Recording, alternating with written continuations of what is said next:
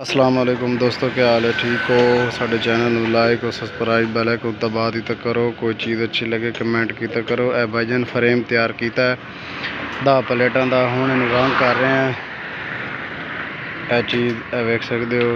एक भाईजान होर चीज़ तुहानूं समझावनी आई फ्रेम के मुतलक, तां वीडियो बना रहे हैं। चाहो भाई टी है भाई, ये भाईजान टी है, ये चाहिए पैन टी रख दी ने। ए जनाब टी उस पैप के पै पैनी है, जो पैर असा चवा छोड़िया वो फ्रेम बना रहा है, वो चा गया तलवा। ए दूसरी चीज़ है, ये सर जो सेंटर खलोंदा ना, इत्थे नट पै पैंदा बिल्कुल, यानी कि अंधेरी का कोई खतरा नहीं होता। ये चीज़ लाजमी लाई करो कलंप नाल पैप नाल।